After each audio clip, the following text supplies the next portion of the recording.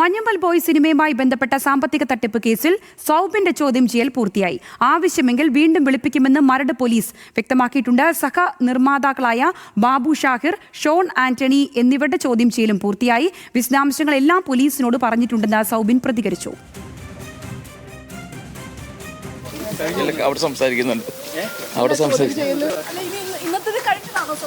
നമ്മൾ സംസാരിക്കുന്ന കാര്യങ്ങൾ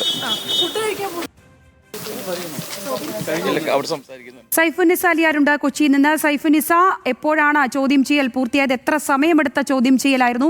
ഇതിൽ കൂട്ടാളികളായിട്ടുള്ള സഹനിർമ്മാതാക്കളായ ബാബു ഷാഹിർ, ഷോൺ ആന്റണി എന്നിവരുടെ ഒക്കെ ചോദ്യം ചെയ്യലും പൂർത്തിയായിട്ടുണ്ടെന്ന് മനസ്സിലാകുന്നു. കോടികൾ തട്ടിപ്പ് നടത്തി ഒരു പൈസ പോലും തിരികെ നൽകിയില്ല എന്നുള്ള പരാതിയിലായിരുന്നു ഈ അന്വേഷണം നിലനിൽക്കുന്നത്. അന്വേഷണം ഏത് ഘട്ടത്തിലാണിപ്പോൾ?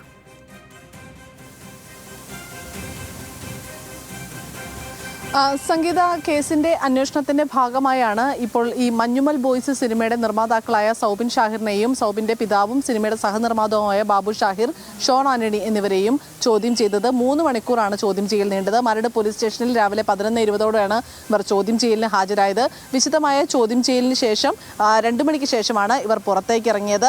ആദ്യഘട്ടത്തിൽ ഇവർ ഉച്ചഭക്ഷണത്തിനായി ഇവരെ തൽക്കാലത്തേക്ക് വിട്ടതാണ് എന്നാണ് മനസ്സിലാക്കിയെങ്കിലും പിന്നീട് CA ഇക്കാര്യത്തിൽ വ്യക്തത വരുത്തിയിട്ടുണ്ട്. ചോദ്യം ചെയ്യൽ പൂർത്തിയായതാണ്. ആവശ്യമെങ്കിൽ വീണ്ടും വിളിപ്പിക്കുമെന്നാണ് മരട് CI പറയുന്നത്. എന്തായാലും നിലവിൽ ഇന്നവരുടെ മൊഴികൾ ശേഖരിച്ചതിൽ നിന്നുള്ള റിപ്പോർട്ടുകൾ വിശദമായി കോടതിയിൽ സമർപ്പിക്കുകയും ചെയ്യും. നേരത്തെ ഇവർക്ക് ചോദ്യം ചെയ്യലിന് ഹാജരാകാൻ ആവശ്യപ്പെട്ട് പോലീസ് നോട്ടീസ് നൽകിയപ്പോൾ പ്രതികൾ ഹൈക്കോടതിയെ സമീപിച്ചിരുന്നു. അന്ന് ആദ്യം ഈ കോടതി മുൻകൂർ ജാമ്യാപേക്ഷ തള്ളിയെങ്കിലും പിന്നീട് നൽകിയ മുൻകൂർ ജാമ്യാപേക്ഷ കോടതി അനുവദിക്കുകയായിരുന്നു. ഇതേ തുടർന്നാണ് ഈ പ്രതികളായ 3 പേരോടും ചോദ്യം ചെയ്യലിന് ഹാജരാകാനായി മരട് പോലീസ് സ്റ്റേഷനിൽ ഇന്ന് ഹാജരാകാൻ നിർദ്ദേശിച്ചത്. എന്തായാലും ഇന്ന് രാവിലെ ചോദ്യം ചെയ്യലിന് ഹാജരായി. 200 കോടി രൂപയാണ് മഞ്ഞുമൽ ബോയ്സ് തിയേറ്ററിൽ നിന്ന് കളക്ഷൻ നേടിയത്.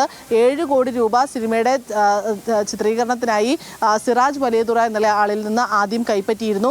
ആ തുക കൊണ്ടാണ് സിനിമയുടെ ചിത്രീകരണം ആരംഭിച്ചത്. പിന്നീട് സിനിമയുടെ റൈറ്റ് ഒക്കെ കിട്ടിയ ശേഷമാണ് അതിൻ്റെ ആ തുക കൊണ്ടാണ് സിനിമയുടെ ചിത്രീകരണം പൂർത്തിയാക്കിയത്. 40% ലാഭത്തുകയുടെ 40% നൽകാമെന്നായിരുന്നു ഈ സിറാജ് വലിയതുറയുമായി ഉണ്ടായിരുന്ന ധാരണ. പക്ഷേ ഈ ധാരണ ലംഘിക്കുകയും സിനിമ വിജയമായ ശേഷം 7 കോടി രൂപ, അതായത് സിറാജ് വലിയതുറയിൽ നിന്ന് വാങ്ങിയ 7 കോടി രൂപ മാത്രം തിരിച്ചു നൽകി അദ്ദേഹത്തെ കബളിപ്പിക്കുകയും ചെയ്തു എന്നുള്ളതാണ് ഈ സൗബിൻ ഷാഹിറിനും ഒപ്പം തന്നെ മറ്റ് നിർമ്മാതാക്കൾക്കും എതിരായ പരാതി. ആ കേസിൽ ഇപ്പോൾ കൃത്യമായ തെളിവുണ്ട് എന്നാണ് പോലീസ് പറയുന്നത്. ഈ തെളിവുകളുടെ അടിസ്ഥാനത്തിലാണ് ഇപ്പോൾ ചോദ്യം ചെയ്യൽ നടത്തിയിരിക്കുന്നത്.